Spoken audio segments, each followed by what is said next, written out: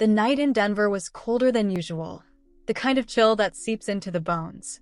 But what Faith felt inside was far more freezing than the mountain air slipping through the half-open window. She sat on the edge of her bed, her phone glowing in the dim light. One message lit up the screen. Short, brutal, final. "I'm leaving. Don't wait for me." Her breath caught in her throat. The hum of the city outside seemed to fade until all she could hear was the frantic beat of her own heart. She read the message again, then again, as if repetition might change the words. But reality didn't bend. It stood there, cruel and unflinching. "This can't be happening," she whispered, her voice trembling as panic rose like a wave. In the next room, her children slept soundly, blissfully unaware that their world was about to shatter. When Brandon finally came home later that night, the sound of his keys in the lock made her chest tighten. His suitcases were lined up by the door, neat and deliberate, as if he'd rehearsed this moment. Faith sat waiting on the couch, her face pale, eyes swollen from hours of tears. He stepped inside without saying a word. The man who had once promised forever now looked like a stranger, detached, composed, almost relieved. "So that's it," she managed to say, though her voice came out smaller than she wanted. "You're really leaving us?" Brandon let out a slow sigh, one that seemed to carry more guilt than fatigue. He couldn't meet her eyes. "I need to be happy, Faith," he murmured. "With Rachel, I feel like I can finally breathe again." The name hit her like a slap. Rachel. The shadow that had hovered in her mind now had a name, a face, a place in the story of her undoing. "And what about our children?" she asked, her voice steadier now, though her hands shook. "Do they not matter?" "They'll understand one day," he said softly, staring at the floor. "You're strong, Faith. You'll find a way." He said it as if he were comforting her, but the words were hollow. He wasn't leaving for peace. He was running from guilt. Faith rose slowly from the couch, her movements heavy and deliberate. "When you close that door, Brandon," she said, her voice breaking but firm, "don't ever think you can open it again. Once you walk out, you're gone. Dead to me." He didn't answer. He just picked up his bags and walked out. The door clicked shut behind him, a sound that echoed through the house like a gunshot. Faith collapsed to the floor, her body folding in on itself as sobs tore through the quiet. In the days that followed, she faced everything alone. The questions from her kids, the whispers from neighbors, the bills that piled up faster than she could pay them. Brandon had vanished completely, leaving her with the ruins of what used to be a life. The pain was unbearable, but the worst part wasn't the loneliness. It was feeling disposable. As if all those years, all those promises, had never really mattered. "Mom, is Dad coming back?" her little boy Liam asked one night, his voice soft and uncertain. Faith knelt beside him, brushing the hair from his forehead. "No, sweetheart," she whispered, forcing a smile through the ache in her chest. "Dad's not coming back. But we're still a family. And I'll always take care of you." That night, something shifted inside her. The grief didn't disappear, but beneath it, something new began to form. A quiet, stubborn strength.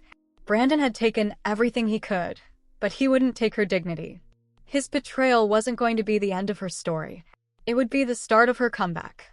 Mornings came early after that. Faith woke before sunrise, when the first light touched the snow-dusted rooftops. The scent of coffee filled the kitchen, one of the few comforts she still allowed herself. The pain of what had happened lingered, but it no longer controlled her. Money was tight. She took on freelance work, studied late into the night, and joined online workshops that promised more hope than certainty. She failed more than once. Her first business idea went nowhere, the second nearly broke her, but she kept going. Because stopping meant proving Brandon right. One evening, her daughter Lisa found her hunched over the kitchen table, surrounded by papers.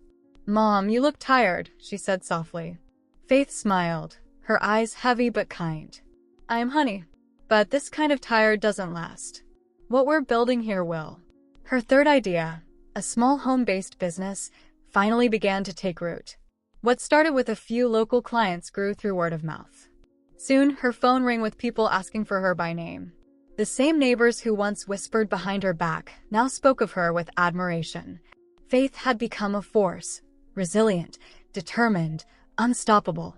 Months later, at a business meeting downtown, an investor asked, "So, Faith, how did you get here? What started it all?" She paused, looking out the window at the snow-covered Rockies in the distance. "I started with nothing but a dream," she said. "A dream that my kids would never have to depend on anyone.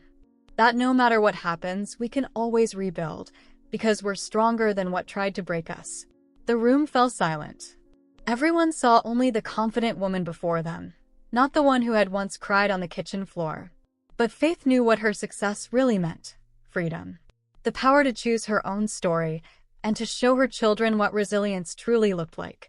"You really made it," one of the investors said with a nod.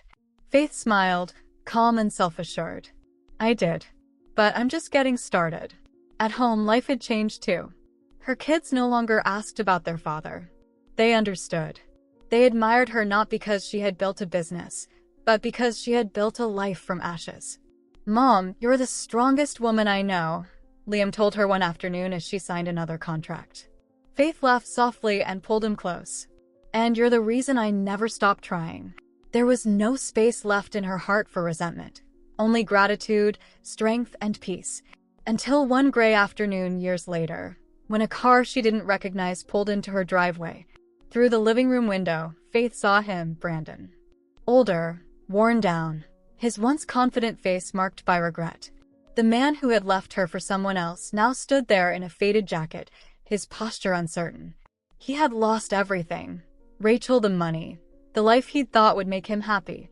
And now, with nowhere left to go, he'd turned back to the one person who once loved him unconditionally. Inside, Faith sat surrounded by the life she had rebuilt: framed photos, the soft laughter of her children, the quiet hum of peace. When the doorbell rang, she didn't move at first. She already knew who it was. And for the first time in years, she felt nothing but calm. When Faith turned the handle and saw Brandon standing on her doorstep, the air seemed to freeze. The gray afternoon light spilled over him, revealing the years that had carved lines into his face.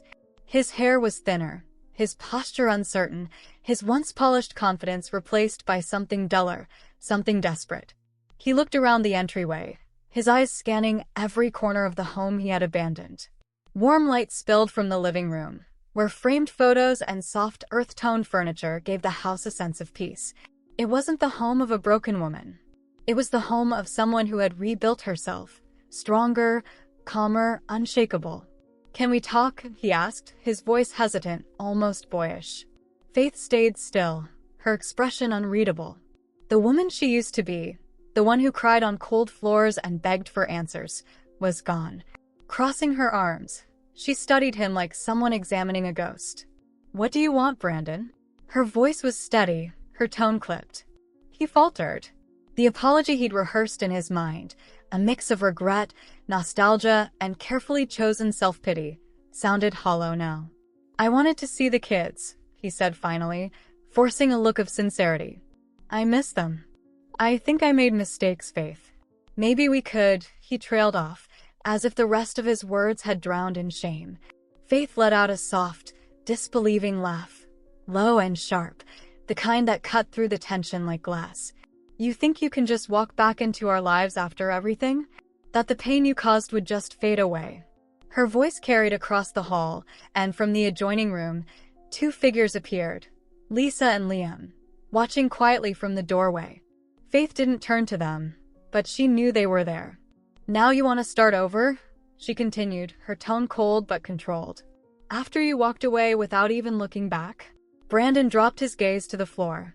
He mumbled something about regret, but behind that lowered head, a different thought flickered.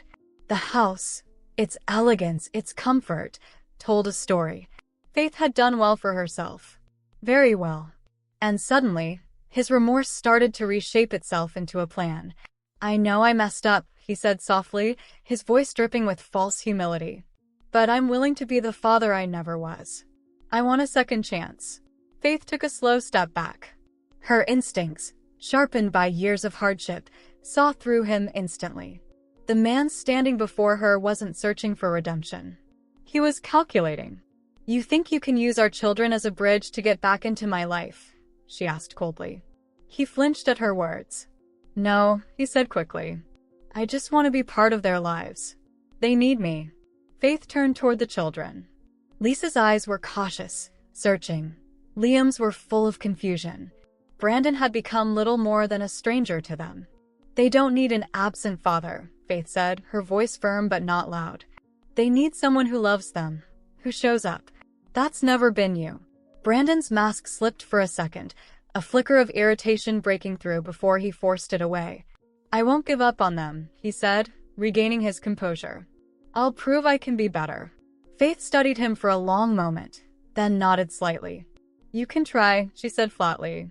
But remember this, the Faith you knew doesn't exist anymore. If you think you can manipulate me again, don't underestimate me. Brandon smiled faintly, mistaking her composure for softness. He thought he still had a chance. But what he didn't know was that Faith was already 2 steps ahead, ready to let him hang himself with his own lies. As the weeks passed, he started his performance carefully. He showed up with gifts, small ones at first, just enough to earn polite smiles. He asked about school, helped with homework, offered to take them to the park. Over dinners, he told stories of regret and second chances. I never wanted to leave, he'd say, his tone hushed and heavy. But things got complicated. Your mom, she never really forgave me. His words were gentle, deliberate, half-truths wrapped in self-pity. Slowly, he began twisting the past, planting doubts like seeds in fertile soil. One evening, as they cleared the table, Lisa asked quietly, But, Dad, why didn't you come sooner? Brandon sighed, feigning pain. I tried, sweetheart. But your mom kept me away. I just want to be part of your lives now. Faith noticed the shift in her children soon after, the distant looks, the careful tones when they spoke to her. Something had changed. She could feel it like a storm brewing beneath calm skies. Mom, Lisa asked one night as they set the table, why didn't you ever tell us what really happened with Dad? Faith froze, her hands tightening around a ceramic plate. She had known this moment would come.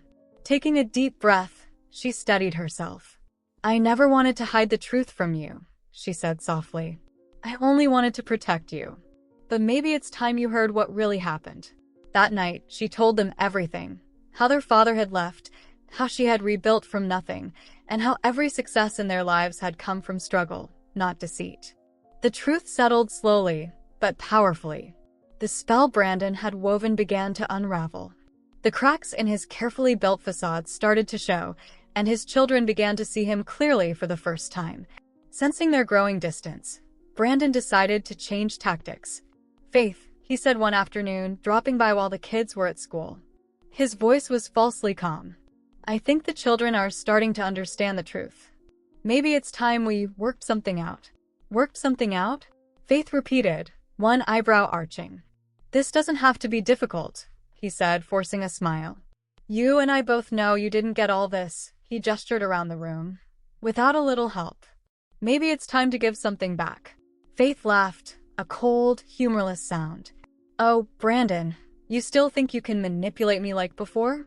She stepped closer, her presence commanding, her tone steady as steel. I saw through you the moment you walked through that door. He didn't answer. His smirk faltered for the first time. Still, he tried one last angle. I'm just trying to be reasonable, he said softly. Think about the kids. They deserve a united family. Maybe we can make this work, peacefully. Faith's eyes locked on his, sharp and unyielding. The only thing my children deserve is the truth, she said. And I'll make sure they have it. All of it. The air between them thickened, the silence heavy with finality. Brandon's jaw tightened. This isn't over, he muttered. But deep down, he knew it was. Faith stood her ground, calm and steady. The war he thought he could start had already been lost. She wasn't the same woman he'd left behind years ago. This time, she wasn't fighting to survive. She was fighting to protect everything she had built, and she was ready for whatever came next. The morning light spilled through the tall windows of Faith's Denver home, bathing the living room in a golden glow that contrasted sharply with the storm brewing inside her heart. For years, she had carried the weight of silence, biting her tongue to protect her children from truths too heavy for young hearts. But that day, as the crisp air drifted through the half-open curtains, Faith decided she would no longer run from what needed to be said. It was time to close the chapter that Brandon had opened so long ago. When she entered the room, every movement was deliberate, every step steady. Brandon sat on one side of the sofa, his arms crossed in a poor imitation of confidence, while Rachel, his former lover and current partner in pretense, shifted uneasily beside him. Rachel's eyes darted between them, the tension too thick to ignore. "Faith, we don't need to do this," Brandon began, his voice carrying that familiar tone of control he used to rely on. "We can find a way to work things out." Faith's lips curved into a faint smile, a quiet, knowing expression that spoke of wounds healed by strength, of nights spent in tears turned into mornings of resolve. She looked him dead in the eye. "Work things out," she repeated, her voice edged with irony. "You spent years thinking you could manipulate everyone around you. You left me with 2 children to raise on my own. Then, when you couldn't stand seeing us succeed without you, you tried to use those same children to claw your way back in. But here's what you never understood, Brandon. The real power was never yours." Her words hit him like a slap. For once, he didn't know what to say. Rachel blinked, her forced smile fading as realization crept across her face. She had seen Faith before, polite, composed, but never like this. Never this steady. Never this fearless. "What do you mean by that?" Rachel finally asked, her voice trembling ever so slightly. Faith drew a long, calm breath before answering. "I mean, I'm done letting either of you pretend. The game is over, Brandon. The lies, the manipulation, the betrayal, they end today." He started to protest, but Faith raised a hand, and the room fell silent. The authority in her gesture was enough to stop him cold. "I could have exposed you years ago," she said, her voice even, almost quiet. "I had every opportunity to ruin what was left of your reputation. But I didn't, because I thought my children deserved to know their father, even if that father was a man who didn't deserve them." Rachel looked away, her shoulders stiffening as the truth began to sink in. Faith turned to her. "And you, Rachel, you knew. You knew he wasn't with you out of love. He used you, just like he used me. Just like he's trying to use my children now." Rachel's face went pale. The mask of superiority she'd worn for years began to crack.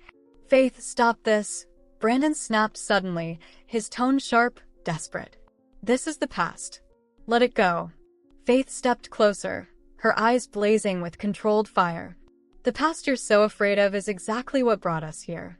You built your life on lies, and today, those lies are coming down." She reached into her bag, pulled out a folder, and laid it on the coffee table with a soft thud.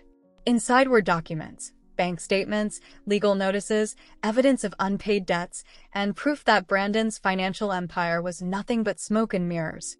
Worse still, the papers revealed that he had been manipulating Rachel and trying to use Faith's own children to get access to her assets. She opened the folder and slid the pages toward him. "Take a good look," she said calmly. Brandon's face drained of color as his eyes darted across the documents. "You can't do this," he shouted suddenly, his composure cracking. "You can't destroy me like this." Faith's voice softened, but her words were unyielding. "I don't have to destroy you, Brandon. You already did that yourself." Rachel turned toward him, disbelief and disgust warring in her eyes. "Is this true?" she demanded, her voice shaking. "Were you really trying to use her kids for money?" Brandon's mouth opened, but no words came out. He stammered, blinked, then fell silent. The truth hung between them, heavy and undeniable. Faith's tone remained steady, her strength radiating through every syllable. "I fought for my children and for myself. And now, I finally understand. I don't have to be afraid of you anymore. Real power, Brandon, isn't about destroying or manipulating. It's about building something greater, something no one can ever take from you. I built this life with my children, with faith, with love, and you can't touch that." Without waiting for a response, Faith turned and walked toward the front door. Behind her, Rachel stood frozen, staring at Brandon as if she no longer recognized the man beside her. His shoulders sagged, his world collapsing in silence. Faith stepped out into the morning light, the crisp air of Denver brushing against her face. She closed her eyes for a moment, breathing in deeply, feeling a peace she hadn't known in years. This wasn't just about victory. It wasn't about revenge or humiliation. It was about release, about finally being free from the shadows of betrayal. Her strength no longer came from fighting. It came from rising again and again, until she had built something unbreakable. And as she walked down the path away from that house, Faith understood what true triumph felt like. It wasn't loud or showy. It was quiet, steady, complete. Because in the end, it's not what happens to us that defines our lives. It's how we rise from it. You just heard this one from Stories by Sue. If it resonated, don't forget to like and subscribe. What are your thoughts? Share them in the comments. I'd love to hear. Thanks for watching.